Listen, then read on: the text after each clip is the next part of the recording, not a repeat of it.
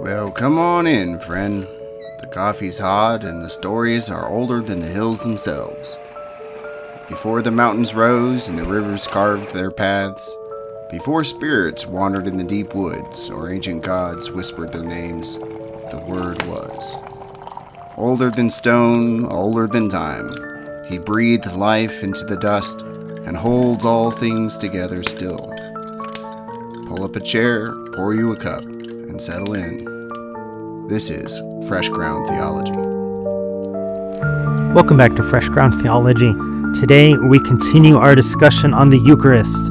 We'll be taking some time to draw some comparisons between the Christ-ordained Eucharist or Last Supper and generalized pagan communing traditions. There are many instances within the canon that draw from and against opposing pagan traditions, though I will emphasize the fact that the Eucharist goes far beyond such things. That's right, and we want to be upfront that we're approaching this conversation not to mock or vilify, pagans, but we do want to clarify the gospel and to speak the truth in love. Our hope is to do justice to the beliefs that we're exploring, and if you're someone who identifies as a pagan, Wiccan, or modern Druid, and you're listening, know that we see you as someone made in the image of God. And we'd love to hear from you if we do misrepresent what you believe. You can go to our website, freshgroundtheology.com, and go to the comment or the connect form, whatever we call that thing. I forget what it is, but you go on our website and you'll find a form there to fill it out, and you'll email us, and we'd be glad to reach out with you. But yeah, so we'd love to hear from you if we've misunderstood or misrepresented anything you believe. Yeah, and we do want to mention that, like you said, we're going to do the best we can to portray the ideologies of these pagan traditions that we discuss as accurately as possible. And as a note, these are modern pagan traditions. Yes, modern pagan traditions. There isn't really a way we could touch on all of them, so we'll discuss some of the more prominent thoughts and ideas around us. There is so much variation within modern paganism that these will basically be some very generalized ideas. For example, you could have 10 Wiccans lined up and they all do things a bit different from each other. I guess you could say the same about, Christians. Yeah. So but if you're listening to this and you feel like we got something wrong in what we said, feel free, please let us know. We'll be more than happy to hear you out. Also, we won't really be touching on religions that aren't generally considered to be pagan, such as things like, Hinduism or Native American spiritual beliefs. I know in Hinduism there is offering to gods and stuff of food and everything, but we're going to be focusing more on the generally accepted beliefs that are thought to, associated with the word pagan. Yeah. But I will give myself the option to make a random comment here or there if it strikes me as worth mentioning concerning, if a religion that isn't necessarily pagan does have some ties. Yeah, and so we're exploring communion, what it means to commune, what it means for pagans, neo-pagans, or to commune with their gods, and we're going to compare/contrast that with what it means for Christians, us as Christians, to commune with our God. And there are some interesting similarities between the two, but there's also some pretty significant differences, and that's what we're going to explore today on this podcast. Exactly. So, what the first question we're going to tackle is what do we mean when we say communion in the pagan context? What is the, if you want to, the nature and the function, if you want to get all, technical sounding, what is the nature and the function of sacrifice in contemporary Wiccan and Neo-Druidic practice? And that's the fancy question I got written down. But just basically, how do modern pagans commune with their gods? So the first bit that I found here is that modern paganism, including like Wicca and Neo-Druidic, reinterprets the concept of sacrifice within kind of a symbolic and typically non-violent framework. Traditional animal sacrifices are absent. Instead, modern practitioners often offer symbolic or energetic substitutes. These would be libations, wine, water, or mead, food offerings, bread, fruit, and grains, and intangible elements like time or creative effort or like some personal energy focused on, offering it to this god. Now, if you know ancient religions, you know that this is actually not too far off, except for the animal sacrifices. Ancient religions did a lot of that. But, even in the Old Testament, there's a lot of sacrifices that have to do with a grain offering or this, offering wine or this and that to, well, in the Old Testament, it's to Yahweh God. And the other cultures of that time would have been the gods. So it didn't necessarily always involve animal sacrifice. And so there's still some of those. So those things are still carried on in modern paganism in their own ways, just not so much on the animal sacrifice side of things. But so, like, for example, in Wiccan practice, sacrifice is often framed as a gift to the gods or spirits or ancestors, and is placed on an altar during rituals. And Wiccan, by the way, isn't equivalent to the term wicked or witch or witch. They're not equal terms. Wiccan is not a Satanist per se.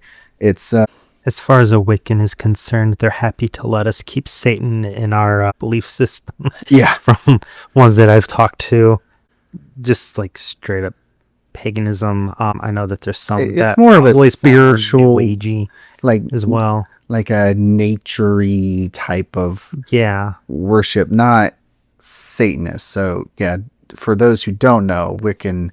By the way, we use a lot of vague terms when we describe some of these groups because it's vague. It's just vague, and we'll get to it in a bit, but there's not a defined set of beliefs. Like in Christianity, we have the creeds, right? We have the apostles and a Nicene Creed, but very, very important doctrinal stances that the majority of traditions will agree on and uphold as at the core of Christianity, where with a lot of the pagan religions, there's just so much stuff. And I'm probably speaking out of ignorance here, but I doubt that there's any,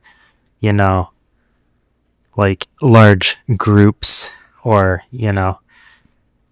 ecumenical gatherings to, hammer down some very specific key doctrinal stances that they would all follow. So Wiccan especially is a bit broad, and these offerings, by going back to the offerings that you may give to the gods, spirits, or ancestors, they might be burned or buried or left in a natural space. Again, kind of the nature type focus of Wiccan religion. Neo-Druidic practices often emphasize offerings to nature and nature spirits and spirits of a place, especially during like seasonal festivals, Samhain or Beltane, and there's a couple others that I can't pronounce. I don't know how to say that. Yeah, that one starts with an L, and if you know what I'm talking about, great. If not, I am terrible at pronouncing names.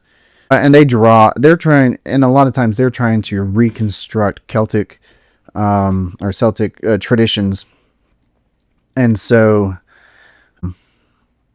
they may be drawing from some of these things to rebuild stuff. And their offerings may include like acorns, milk, or herbal infusions and so forth. So, even in their communion and their sacrifice with their gods is quite broad. And real quick, could you tell us what the main source you're using? Yeah, so there's a couple of papers that I drew from. Modern Paganism and World Cultures is one of them. I can't remember if that was a book or a paper, but there's that. And then I can post links to the other papers that I drew from. I'm just genuinely curious because I saw your note annotations in there. I'm like, oh, I might want to read that. Yeah. So there's some actually pretty interesting information out there on the internet. Yeah. Go to Google Scholar. It's kind of, pretty easy. And then you type in modern paganism communion and see what happens. And it'll find some good stuff. Okay. Anyways, so back to the idea. So what are they trying to do with these sacrifices? They're acts meant to express gratitude, reverence, or request blessings.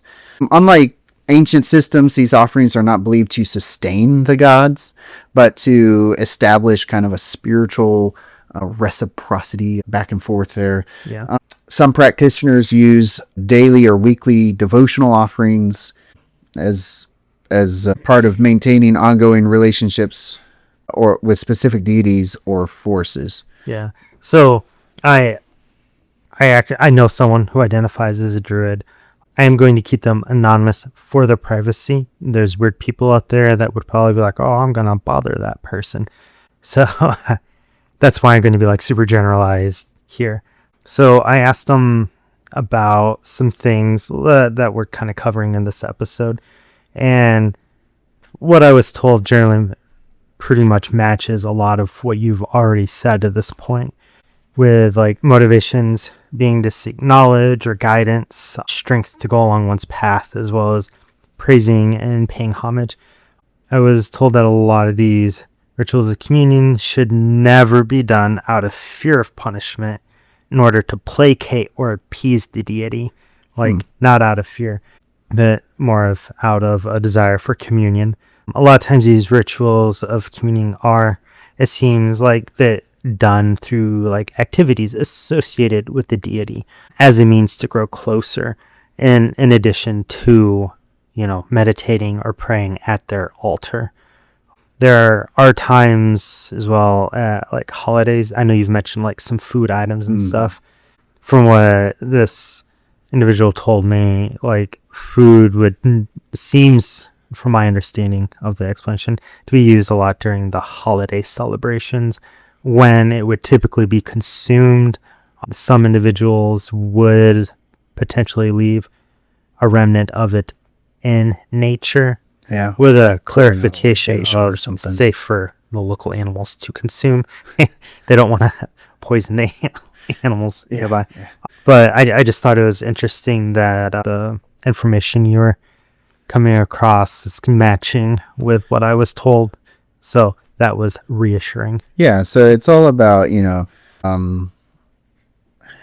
I don't know. I guess the best terms is kind of these positive vibes, connection with their deity, or just positive vibes sounds a bit more new age. Yeah, because vibration and all that. That's true.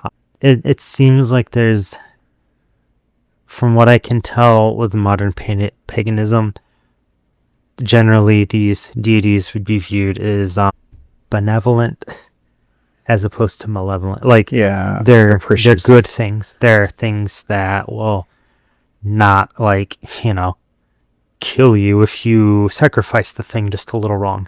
Yeah. Where you want a relationship with them from what we've been told. Yeah, that's contrasting to the ancient gods where if you didn't sacrifice right, they would, you're not going to harvest this year, and strike the field with lightning and burn all the grain up or whatever it is.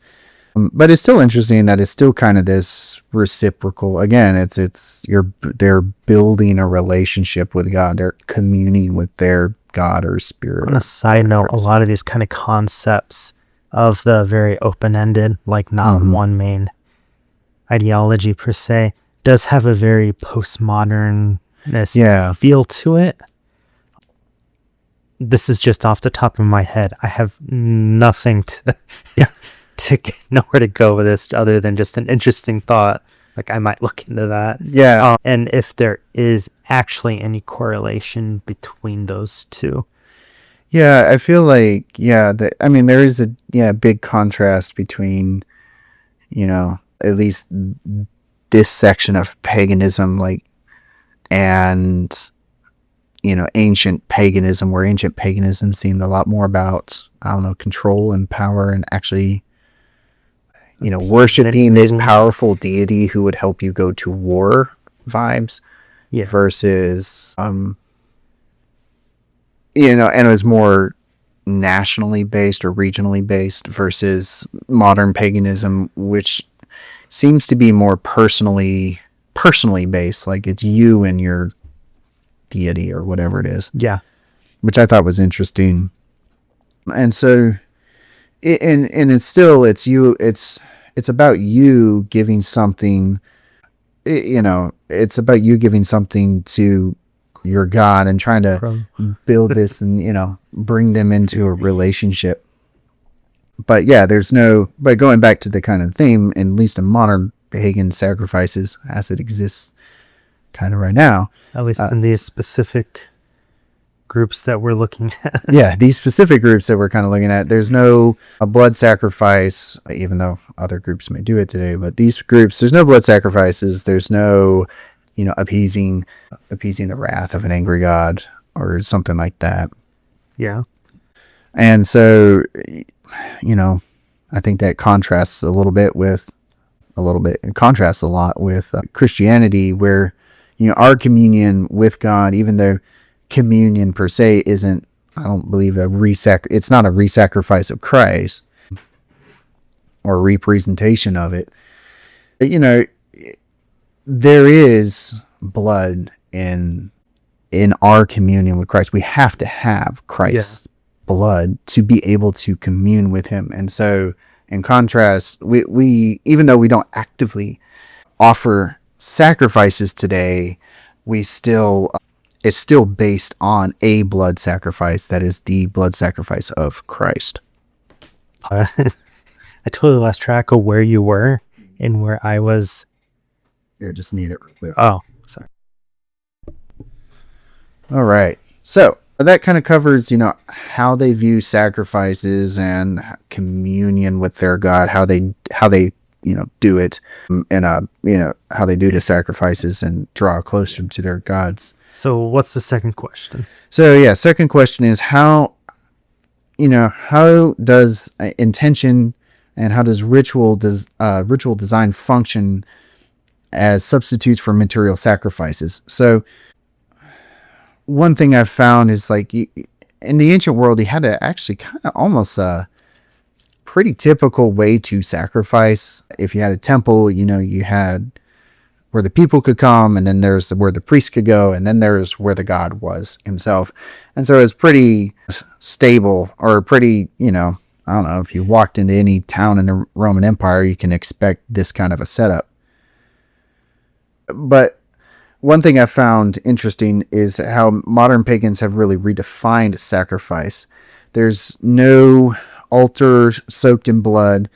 Instead, they talk about sacrificing time, effort, or emotional energy, or creativity. Even preparing the ritual space, writing, original prayers, designing altars with like seasonal elements or something, or crafting tools.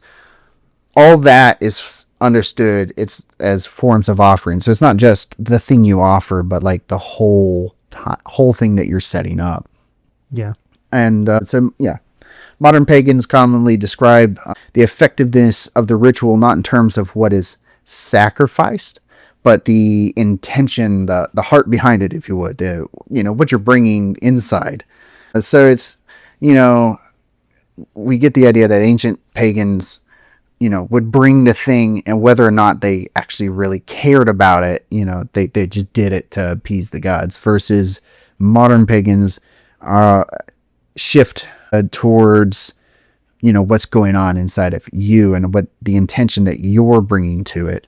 Which is kind of a long-standing Christian kind of thing. I feel like this is borrowed from Christianity in a way. Works, if what's your motivation? Oh, it's to look great.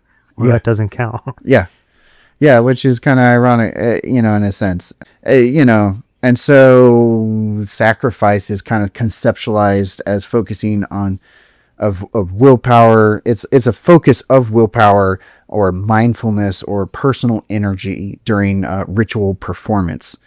And the value of the sacrifice, it lies in the symbolic weight and your personal sincerity as you sacrifice this thing. Wiccan traditions, energy is often raised through either dancing or chanting, through the way you breathe, movements, and then there is a very loud bird here today, in case you don't know. It's not inside the studio, but it is right outside the studio. It's close enough. Close enough that it got on the podcast. Right outside the window. This process is framed as a form of sacrifice, of offering one's energy to the gods or purpose of or to the purpose of the ritual. And so the precision of the ritual, timing, symbolic elements, or wording is also considered an act of devotion. Neo-Druidic, that word is hard to say, emphasizes ritual structure, poetic invocation, and seasonal alignment. And so there's a little bit more form, I guess, to Neo-Druidic than just Wiccan. Wiccan seems to be a little bit more open-ended. There's nature, and go feel good with nature and the spirits. There's like so many ties with like New Age concepts with Wicca that it seems like a good, in quote, a reasonable entry point if you're searching and you're finding yourself leaning more towards spiritual practices. You go down, New Age concepts, and then Wicca is kind of a easy one to ease into, and then it can just go from there. Yeah. I've known Wiccans that do worship specific entities, and then you get a lot of the energy, spiritual but not religious, kind of vibes. So sorry. Oh no, you're quite all right. No, that's how. So Neo-Druidic definitely seems to have a little bit more structure than just the Wiccan traditions. More organization, to it.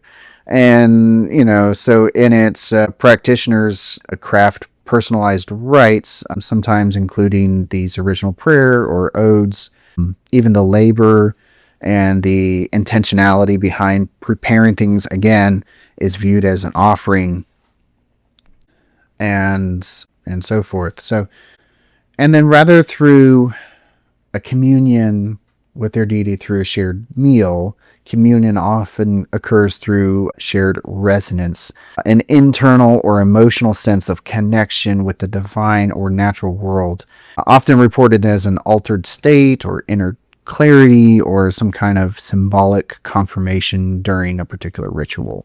Now, compare that to the Eucharist, which is not about our sincerity, but about Christ's sufficiency.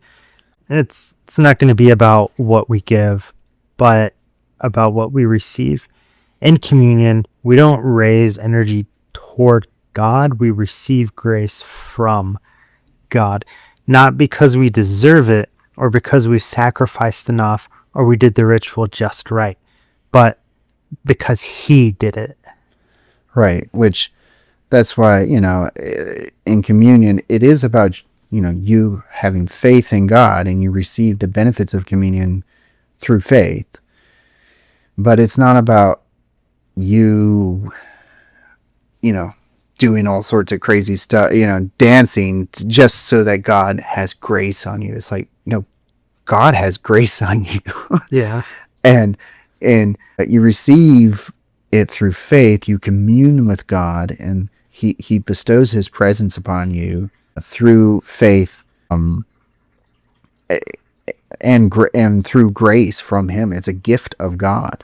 And so when we participate in Holy Communion, yes, we are actually connecting with our God, and we are communing with him. But what about the ritual spaces, cosmologies, the concepts of the divine in modern pagan practice? How does all that work? So ritual space in contemporary paganism is deliberately constructed. The sacred circle, a central motif in Wiccan and Druidic practices, is created through this verbal invocation and physical movement. You're you walk the perimeter with a wand or a blade or incense.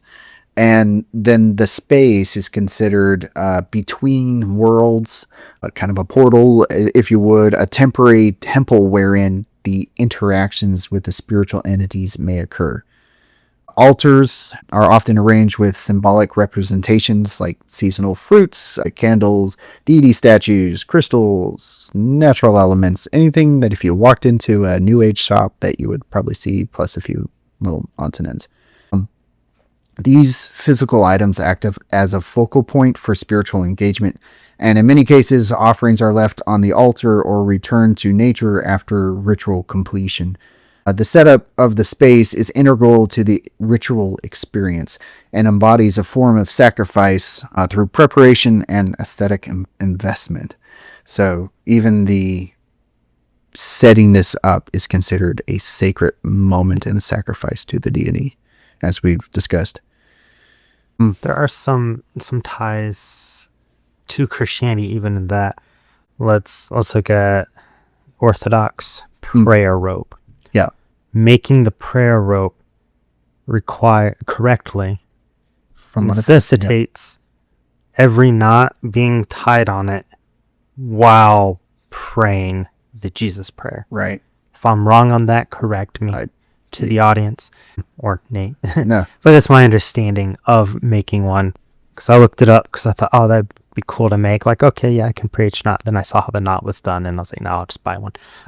But that kind of ritual while creating the thing you use for praying, that was just an interesting note of that concept you mentioned, tying back to a Christian tradition. Well, and even just the way, you do it in our churches, we usually, even in our very evangelical context, there's usually a transition and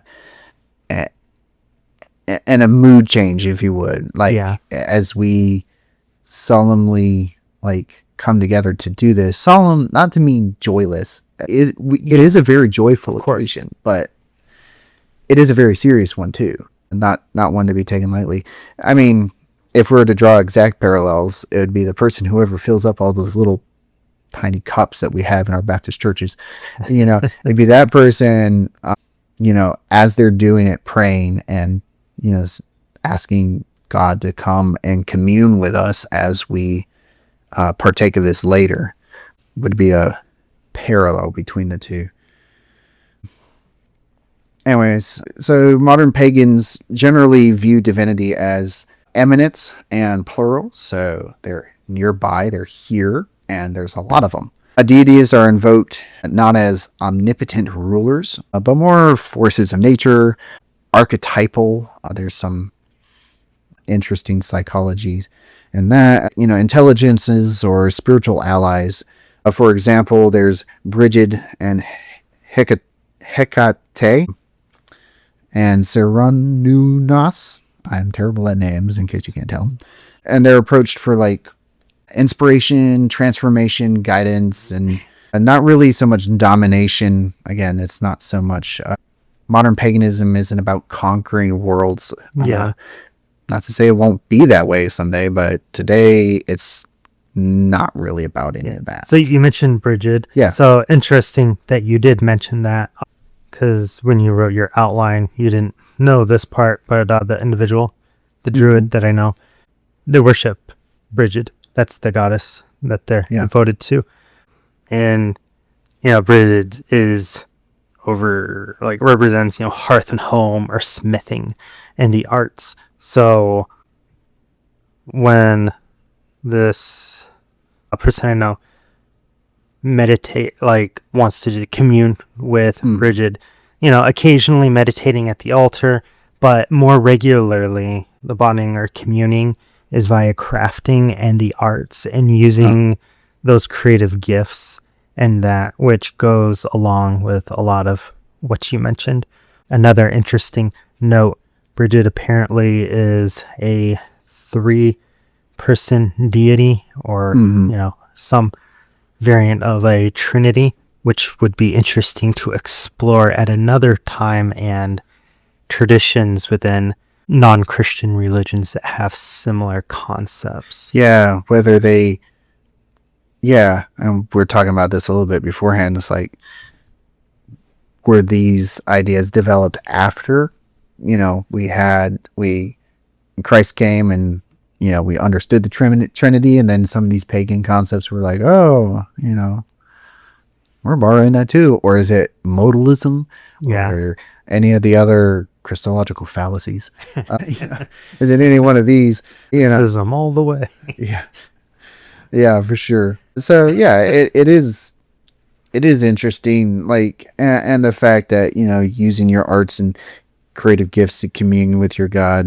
I mean, in the same way we use our gifts that we use given to us from God to bring glory to God, to Yahweh. Right. I mean, or what is that line? The runner, he said, when I run, I can feel God's glory. And that's because he ran in the Olympics and all this stuff. I don't remember what you're talking about, but that some sounds famous right along these lines. and I find it interesting, again, we as Christians are directing our communion with Yahweh and Yahweh alone, not these other spirits that are out there. But I find it interesting that there are similarities between the two. So yeah, communion to them is a lot more about, aligning resonances with these entities, not so much, obeying divine commands or like adhering to a fixed dogma. It's more of experiential, evolving, syncretistic. In other words, they combine a bunch of different elements from different types of religion. The divine is not distant, but woven into the fabric of the world, and it's accessible through just how you practice and your presence and ritual engagement. And I found it interesting, the contrast between pagan communion and Christian communion. It becomes even starker, the contrast does, when you look at kind of the ritual space. In Wicca and Druidry, the sacred circle is key. Again, created with this incense or a wand or blade. And it's symbolically placing the practitioner in between worlds. It's a space constructed by the practitioner's own ritual power. It's up to you as the individual to connect with the spiritual entity you're trying to connect Whereas to. in our Christian ideology, with the death of Christ and the Holy Spirit coming down and indwelling us, our sacred space, is in us. We essentially all have a little holy of holies where the Spirit dwells within us. Literally dwells in us. Yeah. But, more along what you were saying. So, we were saying versus the upper room, where Jesus gave us the Eucharist, not as something we build, but as something he instituted. The bread and wine are not empowered by human invocation, but by Christ's presence. This is my body, broken for you. It's a one-directional grace, God descending, not humanity ascending. And even in transubstantiation, it's not the priest who's causing the transformation to them. It's a miracle that God's performing every time the host and the wine are consecrated. God is doing the action. He's bringing his presence to us. Right. That's the mind-blowing difference between modern paganism and its communion. You're trying, again, it's still very much, you're trying to connect with this spiritual entity, versus Christianity, where God has already done everything. He's already provided everything that you need to connect, and all you got to do is believe. And and then there's different ways that he communes. Primarily we're talking about communion, holy communion, and there's a sacred element to that. And sure, there are rituals as part of this, but it's the acts of the rituals aren't, the things that bring his presence Yeah, to you. it's not like you have to, if you nail the, Chrysostom's liturgy just right, God, then God is God is present. It's like, no, God is offering this to you and trying to draw you unto himself. That's what I find is kind of the key theme here. It's a directional thing, whereas paganism is trying to, again, connect to your deity versus God, who's trying, in a sense, to connect to you. Even with just like the very basics of salvation, we're being drawn by the Spirit. Right. So, yeah, we may say a prayer or something, and we're doing an action, but we're only doing that because God started it. He's like, hey, you come here and you need to get saved now. Right. Yeah. And it's like, God is drawing, he's drawing us unto him. And I also find, just in terms of just the grand cosmology of the whole thing, it's massive. It's because, again, here's the deal. Modern paganism doesn't believe in this divine, transcendent God, at least to my understanding, for the most part. We're in the same context that we would. We recognize other spiritual deities, but or other spiritual beings here, but like God, this is, if you want to put it in a polytheistic context, this is the Most High God. Yeah. And the uncreated God, like how he's referred to in the Old Testament. Yeah. The uncreated being. And here he is. He's trying to draw, us. We're not even supernatural. We're natural beings. We're material. We're broken. We're broken material beings. And he's trying to draw us to him. And it's just a fundamental another fundamental aspect that's different between modern paganism and Christianity is the fact that we're having access to the Most High God, not just a local deity or local spirit or the high God, the creator God, the God that created all other gods, if you would. Spiritual entities. Spiritual entities. Yeah. And so, we're not just worshiping aspects of natures or some kind of a spiritual ally. We are worshiping the holy, righteous, and impersonal. He's transcendent. He's wholly other, but he's yet personally right here. Yahweh God. In modern paganism, there's no divine law, just divine residence. There's no substitutionary atonement to cleanse us from our sins that we all know we have. It's just some kind of a symbolic affirmation. So what are some lessons for our Eucharist today that we can come to you from? Yeah, so, as much as we have tried to, contrast the two, I think there are some things we can learn from modern paganism. I'm not saying that modern paganism should be syncretized into the church. Please don't take that away from here, please. We have enough problems with bringing in pagan ideas into the church. You heretic. I'm not saying that we should go out and just combine modern paganism and the Eucharist. That is not what I'm saying. But I think there are some things we can learn. I'm assuming that for most pagans, they don't rush their rituals. They prepare, they center themselves, they recognize the sacredness of space and time. And at least in our Western church, or get up late, rush to church, wish we weren't dealing with it, get bored, space out during their worship services, and then can't wait to go home. Right. Oh, great. We got communion today. That's going to be an extra 15 minutes. Yeah. It's just it's something we need to really relearn and reappreciate. And, you don't have to have a formal liturgy from, St. Basil the Great, as beautiful as that might be. That's like 2.5 hours long or 3 I'm a hours. fan of formal liturgy. I am a fan of formal liturgy too. Don't get me wrong. However, I'm not saying that you have to be a fan of formal liturgy to participate, but we could do better. It's not, it's something that we could relearn to do with it, to, just to understand this moment is sacred. This is a special moment when God is coming to us.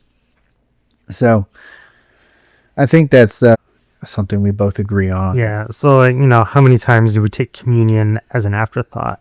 You're tacked on at the end of how many times are we just checking the box? Something tacked on like I said, at the end of a sermon. A few songs, pagan rituals. It seems that they're very intentional and they're crafted with reverence. And while we don't believe the Eucharist gains its power from our effort, our attitude does matter. Paul tells the Corinthians to examine yourself before taking the bread and the cup. That's not magical thinking. It's gospel sobriety. Yeah, and so also I think there's something we can also look at as far as the pagans and the emphasis on nature, and I think there's something that should cause us to think a little bit. We don't believe that nature is God. We do believe that it does reveal his glory. Yeah. Creation groans, and Roman tells us that it's awaiting the redemption of all things. We're waiting for Christ to come back. And our Eucharist, when we remember, we're not just remembering, we're also looking forward to the return of Christ. And it's a foretaste of the redemption of our bodies and also the redemption of the entire world. Yeah, just think about the fact that our natural world as we see it today is just mind-blowingly amazing, and it's in the fallen state. Right. And it's a post-flood fallen state. Still so mind-blowingly amazing that it's tied intrinsically to a lot of these religions in its fallen state. Like, it's still proclaiming the glory of God. Right. The trees of the forest clap their hands, So, obviously we look at it and it makes us think of God, dwell on his power and his glory. Right. And obviously we're not equating nature with God like the pagans do.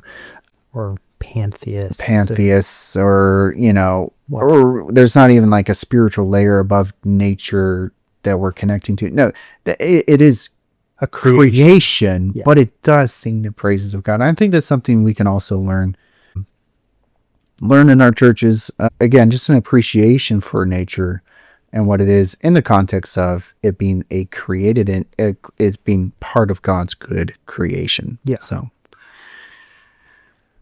well, I think we're getting towards the end here for sure. Anything you want to say before we end it here with the prayer? Well, the bread and the wine don't just represent Christ. Mm-hmm. By faith, we receive him spiritually and truly, not because of our intention, not because of our worthiness, but because of his mercy.